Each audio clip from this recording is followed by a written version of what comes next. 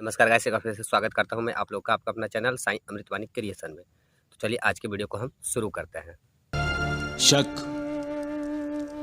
और शंका दोनों पति पत्नी हैं। शक से शादी करने के बाद शंका ने अपने माथे पर सिंदूर की बिंदी लगाई है। वैसे भी इन दोनों में फर्क क्या है? दोनों ही तो इंसान को बेचैन कर देते हैं। शंका की वजह से इंसान कुछ अशांत हो जाता है और शक के कारण इंसान अपने मन की शांति खो बैठता है। शंका और शक की जोड़ी इंसान का शारीरिक और मानसिक स्वास्थ्य बिगाड़ देती है। शंका का निवारण हो सकता है, लेकिन शक इंसान को अंदर से खोखला कर देता है। खोखला उसका चैन छीन लेता है, उसकी नींद हर लेता है। शक एक बीमारी की तरह, मन सशक्त ना हो तो सिर्फ शक की वजह से वो अपनी और साथ साथ अपनों की जिंदगी भी बर्बाद कर सकता है। सशक्त मन के लिए मालिक के भक्त बनो। भक्ति में इतनी शक्ति है कि वो शक और शंका को मन में प्रवेश करने ही नहीं देती।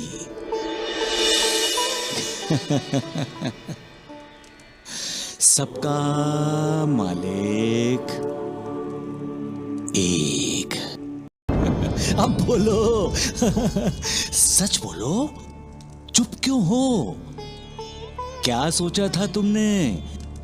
सच छुपाया जा सकता है? सच को क्या किसी पेटी में बंद करके अलमारी में रखा जा सकता है? सच को क्या दबाया जा सकता है? नहीं, कभी नहीं। आप दोनों खाना खाने बैठी हैं, तो जानकी आपके साथ क्यों नहीं बैठी? जवाब दो। अगर तुमने जो कुछ भी किया है ठीक किया है तो जवाब दो। लेकिन तुमने जो कुछ भी किया है ठीक नहीं किया है तो जवाब नहीं दोगी, क्योंकि तुम झूठे हो और झूठा इंसान सच का सामना नहीं कर सकता, क्योंकि सच का सामना करने से डरता है। मुझे कहां लेकर जा रहे हैं? वो शादी के समय ली गई शपथों को पूरा करने जा रहा है। दुख सुख में तुम्हारा साथ देना चाहता है। पत्नी पति का अभिमान होता है, अहंकार होता है। वो अपनी पत्नी का सम्मान करना चाहता है, अपनी पत्नी का खोया हुआ उसका आदर सम्मान लौटाना चाहता है। वो सबको बताना चाहता है कि उसकी पत्नी उस घर की बहू है और घर की बहू को उसका अधिकार मिलना चाहिए। आसान काम नहीं है किसी के दिल में जगह बना लेना। उसके लिए उत्तम चरित्र, उत्तम व्यवहार आवश्यक है। कुछ असामान्य कार्य करना जरूरी है। दिल में उसी को जगह मिलती है जिसके प्रति मन में आदर हो, प्रेम हो, जिसे हम अपना मानते हैं, अपना समझते हैं, जो हमारे दिल में रहता है। मालिक हमारे दिल में रहता है। हमारा घर परिवार हमारे दिल में ही तो रहता है। हमारा जीवन साथी हमारे दिल में रहता है। और जो दिल में रहता है वो दुखी हुआ तो हमारा दिल दुखी होता है। दिल में रहने वाला परेशान है तो हम भी परेशान होते हैं। दिल में रहने वाले की जिंदगी में कुछ उथल पुथल मचती है तो हम बेचैन होते हैं, क्योंकि ये दिल का रिश्ता है जो दिल ने दिल से बना लिया होता है।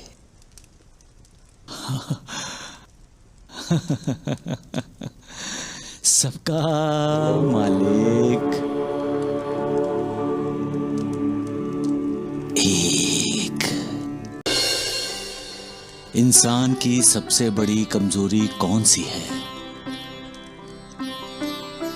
इंसान का अपना शरीर, क्योंकि यह शरीर विकारों के धागों से बुना जाता है। इस शरीर के कारण ही इंसान के मन में मैं और मेरा ये अहम भाव जागता है, और इस अहम भाव की वजह से इंसान दूसरों से ईर्ष्या करता है, द्वेष करता है, उनका तिरस्कार करता है। इसी शरीर के कारण वो सोचता है कि सामने वाले को महत्व मिल रहा है तो मुझे क्यों नहीं। सब लोग उसकी जय जयकार करते हैं, मेरी क्यों नहीं। तब वो दूसरों को नीचा दिखाने के लिए साजिश करने पर उतर आता है। ये सब क्यों होता है? हम शरीर के सुख से अपने आप को सुखी मानते हैं, शरीर की बड़ाई अपनी बड़ाई मानते हैं, शरीर का अपमान इंसान अपना अपमान मानता है। लेकिन इंसान ये भूल जाता है कि शरीर और मैं दोनों अलग अलग हैं। आईने में इंसान अपने आप को देखता है तो क्या इंसान आईने में होता है? नहीं। आईने में दिखाई देने वाला क्या अपने आप को पकड़ सकता है? नहीं। फिर साथ क्या है? सत्य यही है कि शरीर साथ नहीं है, शरीर नित्य नहीं है। शरीर के अंदर रहने वाली अविनाशी आत्मा सत्य है, नित्य है। उसी अविनाशी आत्मा का परमात्मा के साथ रिश्ता जोड़ो, उसी अविनाशी आत्मा का मालिक के साथ रिश्ता जोड़ो। फिर विकारों से ग्रस्त इंसानी शरीर का कोई लोभ, कोई मोह नहीं होगा। फिर ईर्ष्या, द्वेष, तिरस्कार, क्रोध जैसे विकार हावी नहीं होंगे। फिर इंसान किसी के खिलाफ साजिश नहीं करेगा, ना किसी को नीचा दिखाने की कोशिश करेगा। सबका मालिक एक। इंसान को जब बहुत खुशी होती है तब, और इंसान के दिल को जब चोट पहुंचती है तब, दोनों ही हालात में उसका अपने शरीर की तरफ ध्यान नहीं जाता। फिर वो कैसे जानेगा कि उसे भूख लगी है? इंसान के पेट में जब भूख नाम की राक्षसी पैदा होती है तब वो इंसान को बेचैन करती है। इंसान इस भूख को शांत करने के लिए कुछ भी करने को तैयार होता है। अगर इस राक्षसी को शांत नहीं किया गया तो भूख नाम की ये राक्षसी उस इंसान को ही अपना निवाला बना लेती है।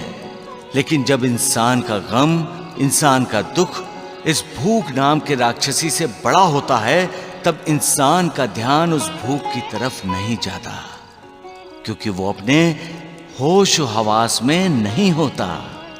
प्रेम में डूबा इंसान भी अपने होश में नहीं होता, और जब प्रेम में असफल होने के कगार पर पहुंच जाए तो इंसान अपना होश गंवा बैठता है, सपनों में खोया रहता है, अतीत की यादों के साथ आज में जीता है।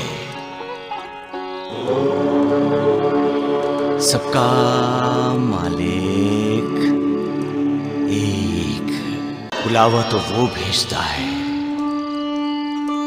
वो ऊपर वाला मालिक करता है, करवाने वाला भी वो है, मालिक। इंसान के चाहने से क्या होता है? होता वही है जो वो चाहता है। जब उसका बनाया इंसान दूसरों का दुख दर्द नहीं जानेगा, दुख दर्द को दूर करने की कोशिश भी नहीं करेगा, उसे तसल्ली भी नहीं देगा, तो ऊपर वाला बेजुबान जानवर की मदद नहीं लेगा तो क्या करेगा?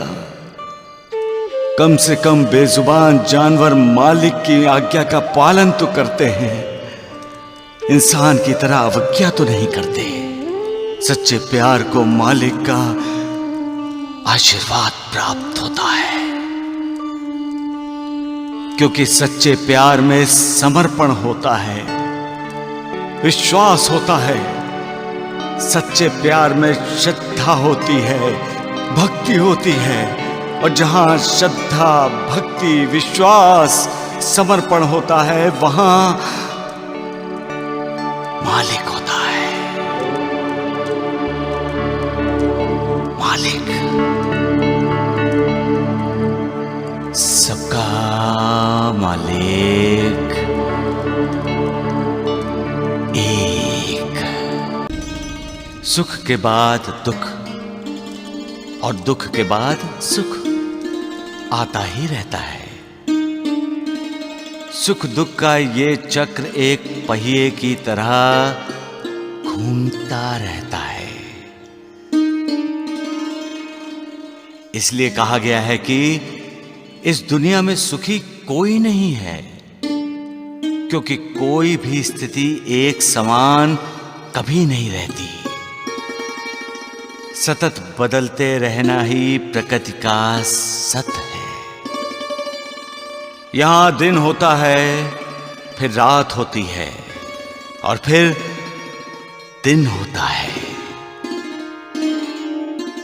इंसान जन्म लेता है, वहां से उसका बचपन शुरू होता है। बचपन के बाद जवानी, फिर बुढ़ापा, और फिर एक दिन मौत। मौसम भी कहां एक समान रहता है। गर्मी, बारिश, ठंड, फिर गर्मी, ये सब एक चक्र है।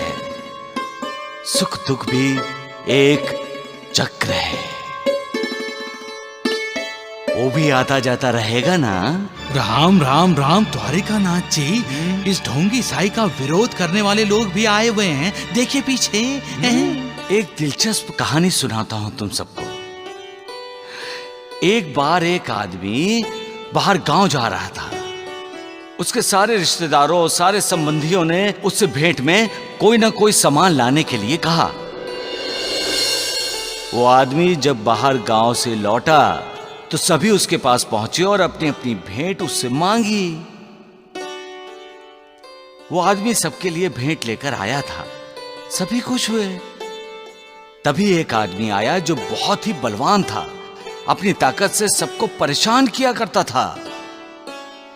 उसने भी अपनी भेंट मांगी और कहा, मेरे लिए क्या लाए हो? उस आदमी ने बाहुबली को एक खूबसूरत छोटी सी पेटी भेंट की।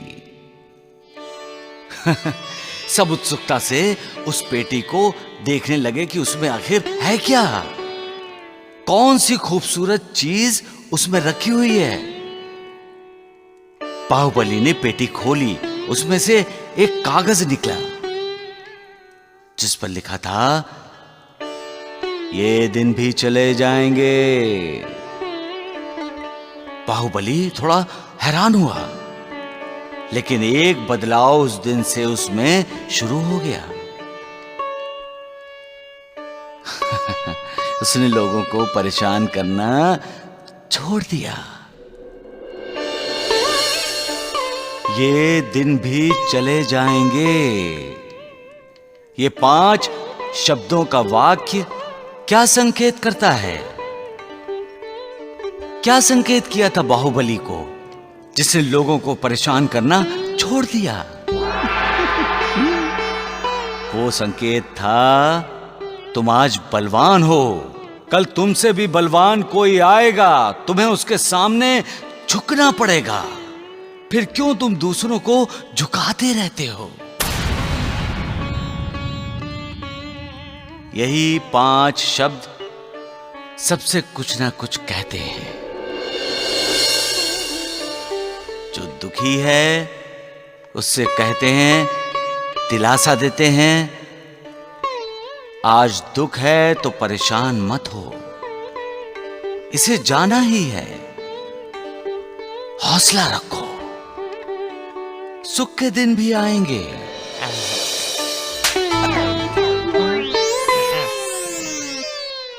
अगर कोई सुखी है तो ये 5 शब्द उसे भी संकेत देते हैं, सावधान। कहते हैं अपने आप को सुखी मत समझो, क्योंकि ये दिन भी चले जाएंगे। तुम्हें भी दुखों का सामना करना पड़ेगा, इसलिए मालिक को मत भूलो।